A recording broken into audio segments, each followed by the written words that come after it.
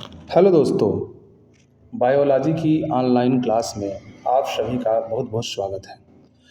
दोस्तों, आज हम बात करने वाले हैं बोर्ड परीक्षा के विद्यार्थियों से, यानी ऐसे विद्यार्थियों से जो या तो 10वीं की बोर्ड परीक्षा में हों या 12वीं में हों, जो आगे 2027 फरवरी 2027 की जो वार्षिक परीक्षा होगी उसमें सहभागी होने जा रहे हैं।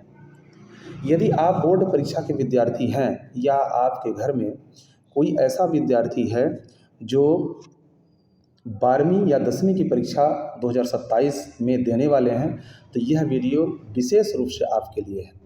कुछ ऐसे महत्वपूर्ण बिंदुओं की चर्चा करेंगे जो आपके परीक्षा से संबंधित होंगे और आपका हौसला बढ़ाएंगे, और जो आपके पढ़ने का जो तरीका है, आपकी जो मेहनत करने का तरीका है, उस तरीके में निखार आएगा और निश्चित रूप से आप अपनी जो परीक्षा है उसमें अपना परफॉर्मेंस अच्छा कर पाएंगे। ठीक है, तो चलिए, आज का जो टॉपिक है उत्कृष्ट रिजल्ट के लिए आवश्यक टिप्स। कौन कौन से ऐसे बिंदु हैं जिनका हम पालन करें तो हम निश्चित रूप से एक अच्छे रिजल्ट को प्राप्त कर सकते हैं, एक अच्छा लक्ष्य हम प्राप्त कर सकते हैं। तो क्या क्या इसमें हो सकता है? पहली बात तो मेहनत। देखिए, मेहनत सब करते हैं, थोड़ा बहुत बोर्ड परीक्षाओं में जो है पढ़ने वाले जो विद्यार्थी हैं वो विशेषकर मेहनत सभी करते हैं। पर देखिए, मेहनत में अब आपको ये लगता होगा कि भाई हम आज आपको क्या ऐसे बता देंगे, कोई जादू की छड़ी दे देंगे आपको हम क्या, कि जिससे आप अच्छा रिजल्ट कर पाएंगे बिना मेहनत के। तो बिल्कुल ऐसा भूल से ना समझिए। कोई ऐसी जादू की छड़ी नहीं होती है जिससे कि हम आपको चमत्कार कर दें, है ना। आप कोई जंत्र मंत्र आपको बता दें जिससे कि आप अच्छे रिजल्ट प्राप्त कर दें, तो बिल्कुल इस गलत फहमी में ना रहना। कोई भी ऐसा जंत्र मंत्र या कोई भी ऐसा चमत्कार नहीं हम बता पाएंगे, या कोई भी नहीं बता पाएगा। इस झांसे में ना आइए। ना नारियल ना अगरबत्ती कुछ भी चढ़ाने से आपका रिजल्ट नहीं आने वाला है। आपको एक जो मोस्ट चीज़ है वो मेहनत तो करनी पड़ेगी। बिना मेहनत के कोई भी चीज़ नहीं मिलती है। इस बात को आपको पहले दिमाग में सेट कर लेना है। कोई पूजा, कोई अगरबत्ती, कोई जंत्र मंत्र, कोई टोटका, कोई भी चीज़ काम नहीं करती है। सिर्फ और सिर्फ आपकी मेहनत आपको ज़रूर काम करती है। वो मेहनत तो देखिए, मेहनत तो सभी करते हैं, लेकिन यदि मेहनत के साथ सही रणनीति बन जाए तो ये समझ लीजिए कि वो मेहनत सोने में सुहागा हो जाएगी। यानी जैसे उदाहरण के तौर पर आप ले लीजिए कि जैसे आपको दीवार तोड़ना है, आपको कह दिया, आपके पिताजी कह दें या कोई भी आपके सगे संबंधी कह दे कि भाई इस दीवार को तोड़ना है, तो अब आपको दीवार तोड़ना है तो आपको दिमाग रणनीति बनानी पड़ेगी। भैया हम दीवार कैसे तोड़ दें, या हम 10-20 लोगों को बुला के ढुसवा दें उस दीवार को, या फिर क्या तरीका है कि जेसीबी बुलवा दें या कोई और उपकरण। तो ये तो आपकी मानसिकता और आपकी मेंटल स्थिति पर निर्भर करेगा, आपकी प्रेजेंट ऑफ माइंड पर निर्भर करेगा। तो कहने का तात्पर्य मेरा ये है, किसी कार्य को यदि रणनीति के साथ आप कार्य करें, यदि रणनीति के साथ करें तो निश्चित रूप से सफलता के आसार ज़्यादा हो जाते हैं। फिर तीसरा बिंदु क्या है? तो एक तो ये मेहनत, दूसरा रणनीति के साथ मेहनत, तीसरी बात निरंतर अभ्यास, बहुत ही महत्वपूर्ण है। ठीक है ना। ये अभ्यास क्या करता है? ये अभ्यास आपको जागृत रखता है। जागृत रखने का मतलब ये है कि कोई टॉपिक आपने समझा, कोई बिंदु आपने समझा, उस बिंदु को आपको एक्टिव रखना है, तो बीच बीच में उसका नियमित अभ्यास होना चाहिए। जैसे मैथमेटिक्स का कोई सवाल आपने सिद्ध कर लिया, अब आप उस सवाल को सप्ताह में 15 दिन में जरूर एक बार देखें, अन्यथा वो कहीं ना कहीं से फिर से भूल जाएगा और इसके टिप्स, उसके जो तरीके हैं वो आप भूल जाएंगे। तो 3 चीज़ें यहाँ पर विशेष रूप से हैं जिनको आपको ध्यान रखना है। ठीक है, क्या क्या 3 चीज़ें हैं? एक तो यह है कि मेहनत जो होनी चाहिए, और ये लगभग सभी करते हैं, लेकिन रणनीति के साथ मेहनत कम कम लोग करते हैं, और निरंतर अभ्यास तो और कम ही लोग करते हैं। तो इन 3 चीज़ों को आप बिल्कुल एक सूत्र बना लीजिए। क्या क्या? रणनीति के साथ मेहनत और निरंतर अभ्यास, इस चीज़ को आप बना लीजिए। ठीक है ना। अब आइए, यदि ऐसा आप कर लेते हैं तो आपकी मेरिट निश्चित है, या जो आप लक्ष्य बना करके रखे हैं वो लक्ष्य भी आपको प्राप्त होगा। क्योंकि सफलता उन्हीं को मिलती है जो तैयारी आज से शुरू करेंगे। अब कई बार ऐसा होता है ना कि बच्चे अक्सर गुमराह हो जाते हैं, भ्रमित हो जाते हैं, कहते हैं यार हम गैप पर्याप्त रहता है, गैप में पढ़ लेंगे, या कल से शुरू करेंगे, या परसों से शुरू करेंगे, जब परसों आएगा तो फिर लगेगा कल से शुरू करेंगे। तो उनका कुल मिला के समय ही नहीं आता है, ऐसे करते करते पूरा सब वर्ष बीत जाता है। तो ऐसा नहीं, वैसे भी काल करे सो आज कर, आज करे सो अब, पल में प्रलय होएगी बहुरी करेगा कब। ये लाइन याद रखिएगा कि जो कार्य करना है वो आज और अभी से शुरू कर दीजिए। कल को किसी ने देखा नहीं है बेटा, कोई ठिकाना नहीं, कल कहाँ आप रहोगे, क्या करोगे, कैसे करोगे। तो इसलिए इन चीज़ों पर विश्वास न करिए। जो करना है दृढ़ संकल्प के साथ आज से ही शुरू करिए और एक रणनीति के साथ शुरू करिए और सतत अभ्यास करिए। ठीक है ना। ये तो कुछ बातें थी। अब और थोड़ा सा कुछ और विशेष बातें हैं जिनको हम लेकर के चल रहे हैं। पहली बात, एक लक्ष्य तय करिए। अभी आप जुलाई चल रहा है, अभी यदि आपने शुरू नहीं किया तो कोई बात नहीं है। एक लक्ष्य निर्धारित कर लीजिए कि हमको अपनी बोर्ड परीक्षा में कितना प्रतिशत लाना है। ठीक है, और लक्ष्य बनाइए तो बड़ा बनाइए, छोटा लक्ष्य बिल्कुल नहीं बनाना है। ठीक है, जितना आप बड़ा लक्ष्य बनाएंगे उसके पीछे मेहनत करेंगे। यानी 90 प्लस बना रहे हैं या 95 प्लस बना रहे हैं, ठीक है ना। तो इस तरह के बड़े लक्ष्य बनाइए और फिर क्या करना है कि लक्ष्य को लिखें और हर दिन उसे पढ़ें। ध्यान ये रखना है, दिमाग में यदि लिख लेते हैं, दिमाग में आपको याद रहता है तो बहुत अच्छी बात है। अन्यथा जहाँ आप स्टडी कर रहे हैं, जहाँ पढ़ रहे हैं, वहाँ पर बढ़िया बना करके उसको, अपने लक्ष्य को और लिख लीजिए, दीवार में चिपका लीजिए। फिर बड़ा सपना देखें, छोटा सपना तो नहीं देखना चाहिए मेरे ख्याल से। यदि आप कुछ लक्ष्य बना ही रहे हैं तो छोटा लक्ष्य बिल्कुल ना बनाइए। ये तो हम आपको बता ही दिए हैं कि लक्ष्य बड़ा बनाइए, क्योंकि उसके पीछे आपको मेहनत करेंगे तो वहाँ तक पहुँच पाएंगे। दूसरी बात, समय का सही प्रबंधन। अक्सर बच्चे ये कहते हैं, जहाँ भी हम पढ़ाते हैं तो वहाँ बच्चे बच्चे ये कहते हैं कि सर हमको टाइम ही नहीं मिल पाता है, कब कौन से विषय को पढ़ें। यदि एक विषय को पढ़ते हैं तो दूसरी छूट जाती है, दूसरी को पढ़ते हैं तो तीसरी छूट जाती है। और वैसे भी 11th 12th यानी 12वीं में तो 3 बड़ी मोटी मोटी विषय हैं और 5 विषय आप में है, तो सबको ध्यान देना है। कुछ तो एडिशनल भी लेके रखते हैं, मेन सब्जेक्ट के अलावा भी साइड में लेके रखते हैं। तो कहते हैं हमको समय ही नहीं पूछता है। कितनी समय, हम क्या करें कि समय मैनेजमेंट। देखिए, समय मैनेजमेंट बिल्कुल हो जाएगा, थोड़ा सा ध्यान देने की आवश्यकता है। क्या ध्यान देंगे आप, देखिए, एक टाइम टेबल बनाएं और उसका सख्ती से पालन करें। टाइम टेबल तो बहुत लोग बना लेते हैं, दीवार में चिपका भी लेते हैं, जहाँ पढ़ते हैं, जहाँ आराम करते हैं वहाँ पर निश्चित रूप से टाइम टेबल बना के रखे रहते हैं। अधिकांश विद्यार्थियों के घर हमने देखा है।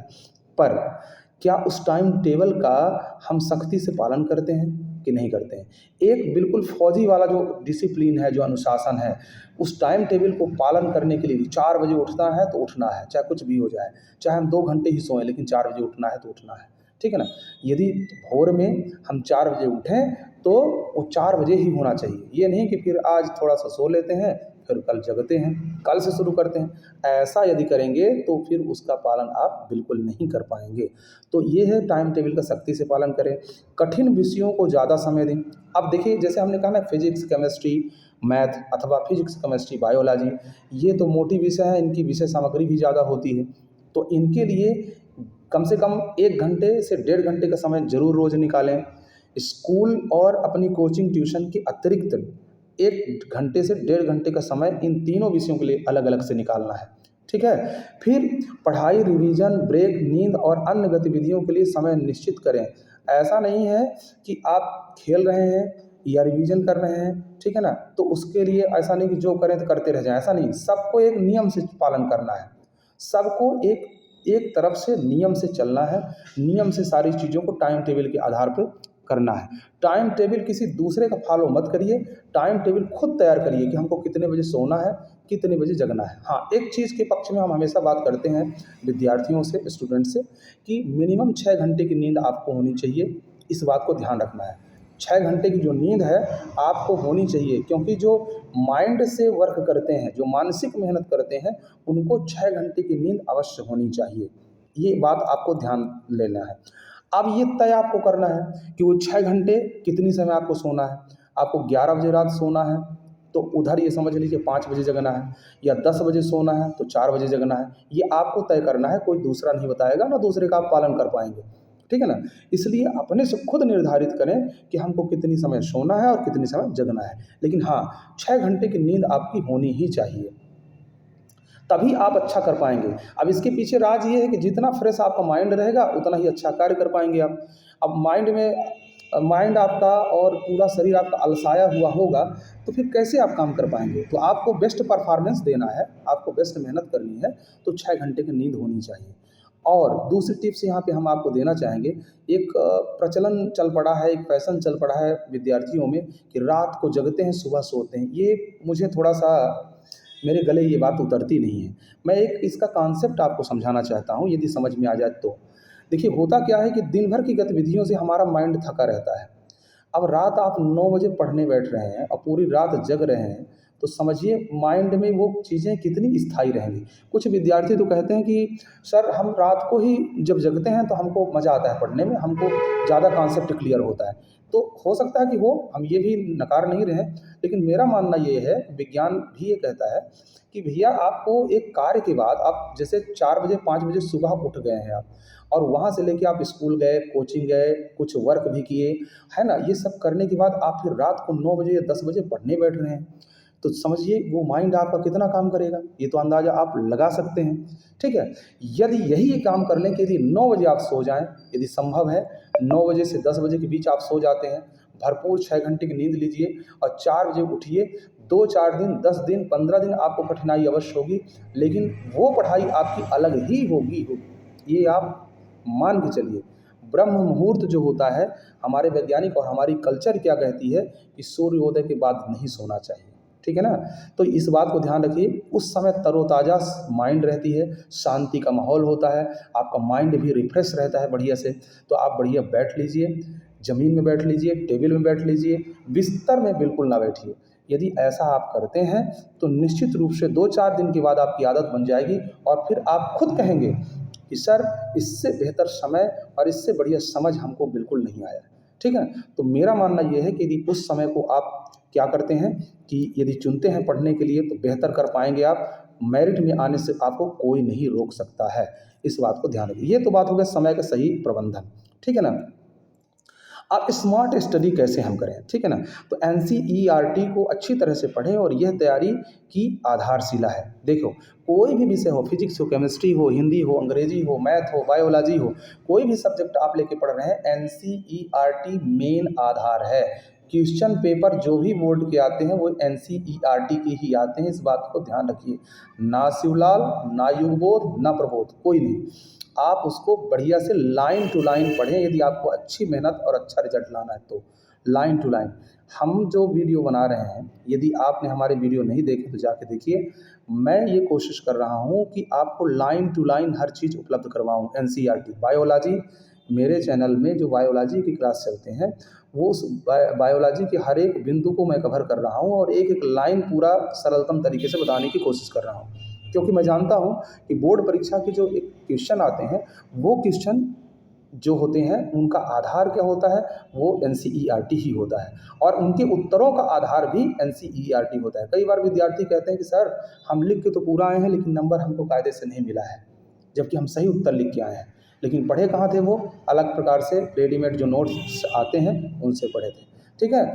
उनके उत्तरों का आधार जो था वो एनसीईआरटी नहीं था, जबकि जो कॉपी चेक करने वाले एग्जामिनर होते हैं, उनको जो उत्तर मिलता है मेमोरेंडम, वो कहाँ से मिलता है, उनका आधार क्या होता है, तो एनसीईआरटी का होता है, ठीक है ना? उसी उत्तरों के आधार पर वो चेक करते हैं।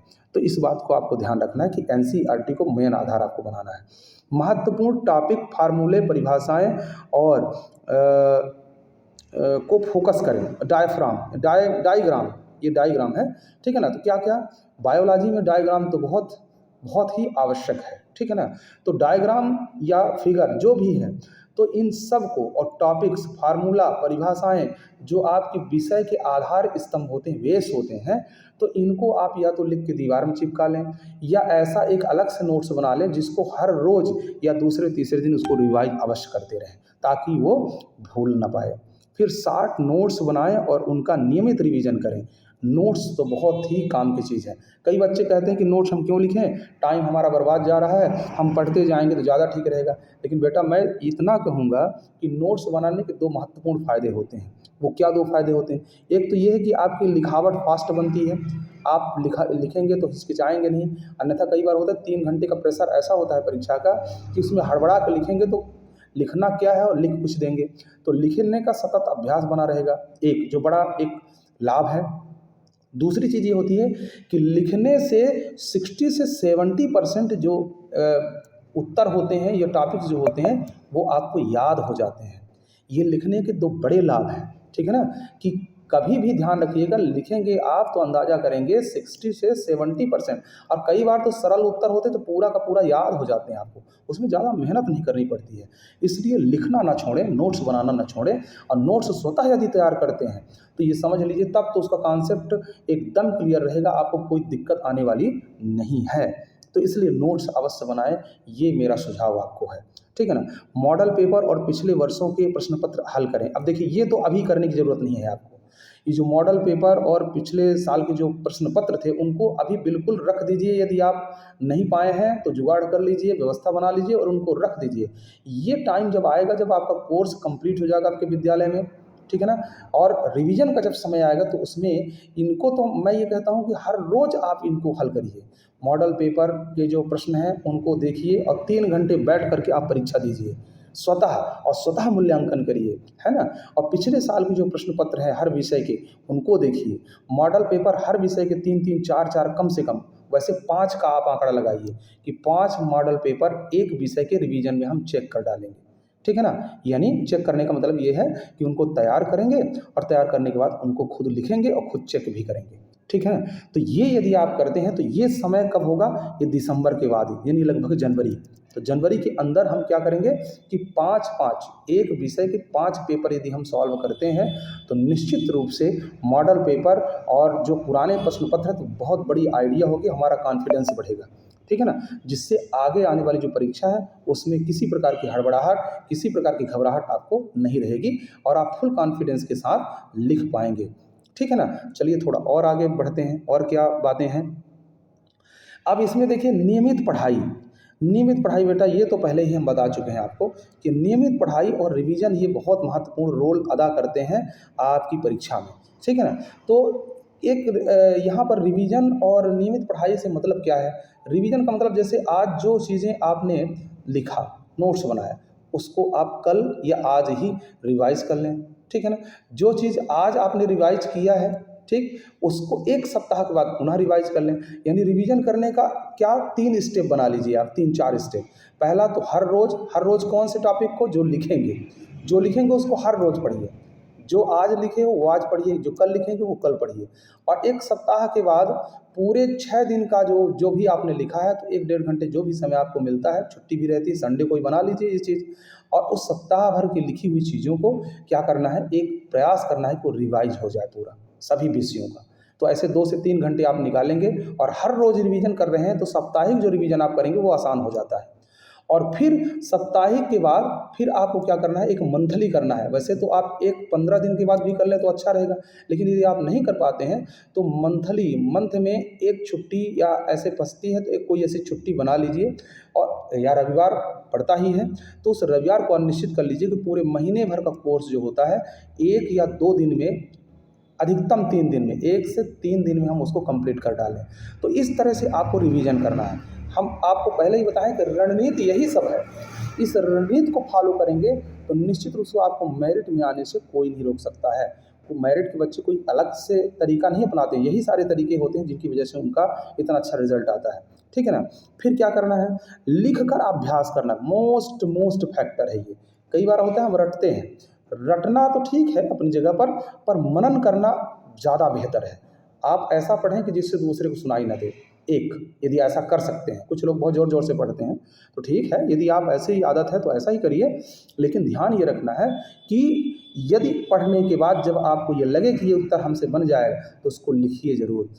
लगे कि हमसे ये सवाल बन जाएगा तो निश्चित रूप से उसको एक बार अभ्यास ज़रूर करिए, उसको एक बार लिखिए ज़रूर, ठीक है। तो लिखना तो समझ लीजिए आपकी पुष्टि कर देता है, एक तरह से प्रायोगिक पुष्टि। मन बहुत झूठ बोलता है, मन हमारा कहेगा कि चलो अब याद हो गया है, रखो चलो खेलते हैं या टीवी देखते हैं या मोबाइल देखते हैं, ये तमाम प्रकार की चीज़ें हैं, है ना, इसमें भटकाएगा। लेकिन आपको क्या करना है, दृढ़ निश्चय मन को बांध के रखना है कि चलो भैया तुम कह रहे हो कि हमसे बन जाएगा तो चलो लिख के दिखाओ। तो फिर आप रफ उठाइए, पेन उठाइए और लिखना शुरू करिए। जहाँ कमी हो तो ठीक है, उसको पहले लिख डालिए, फिर मिलान करिए। मिलान करेंगे, जो कमी होगी उसको टिप्स पकड़ लेंगे, और जब पकड़ेंगे तो वो आपको कंठस्थ हो जाएगा।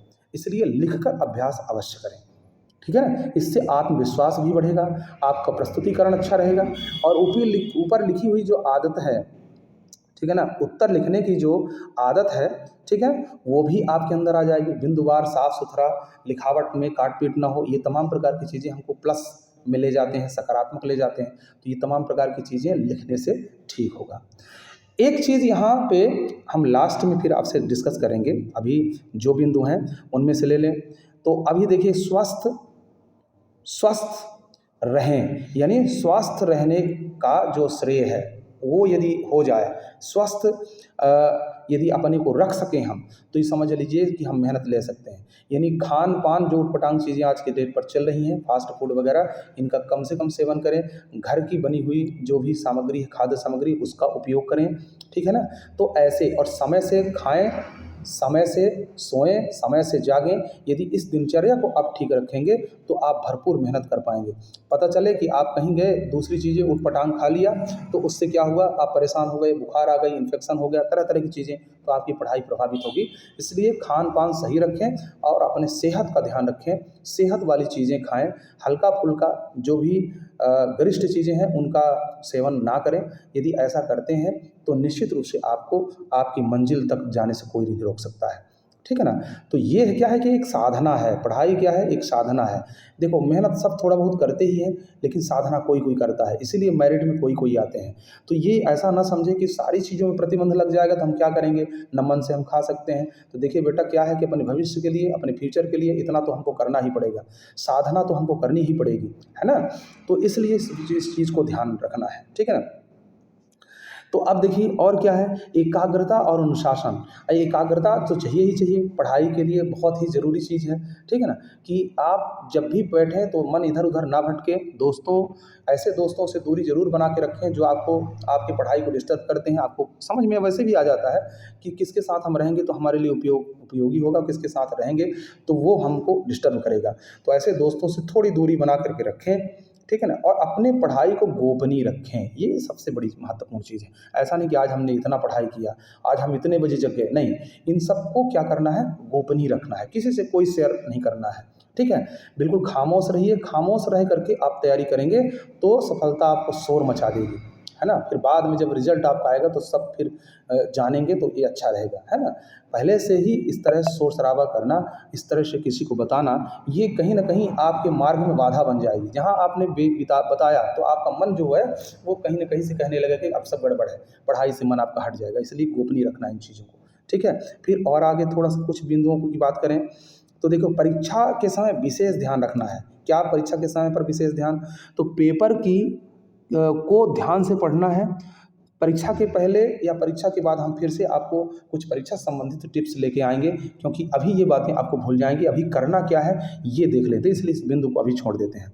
सकारात्मक सोच और आत्मविश्वास, ये तो बहुत ज़रूरी चीज़ है। कई बार ऐसा होता है ना कि किसी टॉपिक्स को पढ़ते पढ़ते हम उदास हो जाते हैं, लगता है ये हमसे नहीं बनेगा। वहाँ पर आपको पॉजिटिव माइंड चाहिए, नहीं ये हमसे बनेगा क्यों नहीं, जब हर चीज़ बन जाता है तो ये हमसे क्यों नहीं बनेगा। तो एक सकारात्मक सोच से हमारे अंदर आत्मविश्वास आएगा। जब हम सकारात्मक सोच रखेंगे, अच्छा सोचेंगे, पॉजिटिव माइंड रखेंगे, तो निश्चित रूप से 1 या 2 बार 3 बार अभ्यास करने से हम क्या हो जाएंगे, हमारा आत्मविश्वास बढ़ेगा और वो चीज़ें हमसे बनने लगेंगी। इससे हमारा कॉन्फिडेंस ज़रूर बढ़ेगा, ठीक है। तो सोच आपकी पॉजिटिव होनी चाहिए, निगेटिव नहीं। आप यदि लक्ष्य बनाए हैं 95, तो दिमाग में बिल्कुल ये ना रहे कि अरे यार 95 हमारा कभी आया नहीं तो आएगा कैसे। ऐसा नहीं है कि कभी नहीं आया तो नहीं आएगा, ज़रूर आएगा। जितनी चीज़ें हम आपको बताए हैं, जितनी चीज़ें इसमें टिप्स के रूप में आपको मिली हैं, उनका फॉलो हर सभी कर लेंगे तो निश्चित रूप से आपको वो रिजल्ट से कोई नहीं रोक सकता है, ठीक है। तो ये कुछ ऐसे महत्वपूर्ण बिंदु थे, ठीक है, जिनको आपको ध्यान रखना है। अब याद रखने योग्य कुछ और बातें क्या हैं कि निरंतरता सफलता की कुंजी है, ये तो ठीक ही है। आज की छोटी मेहनत कल को बड़ा रिजल्ट लाएगी, छोटी छोटी मेहनत, ठीक है। टुकड़ों में पढ़िए या लगातार पढ़िए, यह आप पर निर्भर करेगा, ठीक है ना। आप 1 घंटे के बाद ब्रेक लेते हैं कि 2 घंटे के बाद ब्रेक लेते हैं, हाँ, आराम थोड़ा बीच बीच में चाहिए ज़रूर। तो छोटी छोटी मेहनत को जोड़ करके और जब आप करना शुरू करेंगे तो आपको बड़ी सफलता लास्ट में मिलेगी, ठीक है। फिर मेहनत इतनी खामोशी से करो कि सफलता शोर मचाती। ये अभी हमने कहा कि अपनी बातों को, अपनी मेहनत को किसी से शेयर नहीं करना है कि हम ऐसा पढ़ते हैं, वैसा पढ़ते हैं ना, ये बिल्कुल नहीं करना है। लास्ट में आपको बताना है या कि खुद ही जान जाएंगे जब आपका रिजल्ट रहेगा। दूसरी बात, सफलता का मंत्र क्या है? सही दिशा में निरंतर मेहनत, ठीक है, सफलता आपके कदम चूमेगी। तो ये ध्यान रखिएगा, शुरू में ही 3 चीज़ें हमने आपको जोड़ करके बताया है और वो 3 चीज़ें आपके जीवन और आपके जो मेहनत का आधार स्तंभ है। मेहनत, रणनीति यानी रणनीति के साथ मेहनत और निरंतर अभ्यास और सकारात्मक सोच। इन चीज़ों को यदि लेके आप चलते हैं तो आप सफल अवश्य होंगे। इस बात को आपको ध्यान रखना है, ठीक है। आज की जो मेहनत है वो कल की मेरिट का आधार बनेगा। आपकी सफलता हमारा विश्वास है, ठीक है ना। एक बिंदु लास्ट में हम जो सबसे महत्वपूर्ण और जो हमारी पढ़ाई में सबसे बड़ा बाधक है वो क्या है, वो हम आपको बता दे रहे हैं कि मोबाइल, ये सबसे बड़ी विद्यार्थियों की चुनौती है। आप देखिए, मोबाइल से हम ये तो नहीं कहेंगे कि आप दूरी बना लीजिए, क्योंकि आप ऑनलाइन क्लास ले रहे हैं, कोई समस्या है तो गूगल से आप सर्च कर रहे हैं, तो हम ये तो बिल्कुल नहीं कहेंगे कि मोबाइल से दूरी बना लें। लेकिन फिर मोबाइल में कई बार ऐसा होता है ना कि पढ़ाई की चीज़ें देखते देखते, वीडियो देखते देखते रील खुल गई और वो लगातार कब हम उसके कब्जे में आ गए रील के, स्क्रॉल करते जाएंगे, एक से बढ़ के एक ऐसे कुछ ऐसी चीज़ें आती जाएंगी जो हमारा ध्यान जो है एकाग्र कर लेती हैं, उसमें खींच लेती हैं। तो प्रयास ये करना है कि एक चीज़ है कि जो आपकी माइंड को कौन पढ़ता है? गूगल पढ़ता है। यानी गूगल में कोई चीज़ आप देख रहे हैं या यूट्यूब में कोई चीज़ आप देख रहे हैं, जो चीज़ आप देखेंगे आपको पता ही होगा। मोबाइल युग में आपने जन्म लिया है तो निश्चित रूप से आपको ये पता ही है कि जो चीज़ आप देखते हैं, जिस तरह के आप वीडियो देखते हैं, उस तरह यूट्यूब आपको प्रोवाइड कराता है। तो यदि आप अपने मोबाइल, आपकी पर्सनल है तो ठीक है, यदि मम्मी पापा का यूज़ कर रहे हैं तो भी ठीक है। तो जिस तरह के वीडियो आप देखेंगे उसी तरह के वीडियो आपके स्क्रॉल करने पर आएंगे। तो यदि आप केवल पढ़ाई के वीडियो देख रहे हैं तो डर नहीं है, स्क्रॉल भी करेंगे तो आगे आपको पढ़ाई की ही चीज़ें आएंगी। लेकिन थोड़ा सा मन को अपने रोकना भी है कि हमको अपने लक्ष्य को ध्यान रखना है कि भैया हमको तो इतनी मेहनत करनी है, तो हम कैसे इस तरह से करेंगे कि रील देखेंगे तो आ जाएगा, है ना। तो ये थोड़ा सा इन चीज़ों से आपको परहेज़ करना है कि मोबाइल्स में रील्स या जो भी छोटी छोटी वीडियोज़ क्लिप्स आती हैं, इनसे थोड़ा दूरी बना के रखेंगे, जिससे आप अपने लक्ष्य को प्राप्त हो सकें। देखिए, उस दिन आपको बहुत अच्छा लगेगा। अभी मेहनत में थोड़ी कठिनाई ज़रूर आएगी, आपको थोड़ा कष्ट भी होगा, ठीक है, लेकिन यदि यदि यदि आप ये सह लेंगे तो निश्चित रूप से जब सफलता आपको मिलेगी, उस दिन जो आनंद आपको मिलेगा उसको आप बता नहीं सकेंगे, ठीक है ना। तो इस बात को ध्यान रखना है, ठीक है।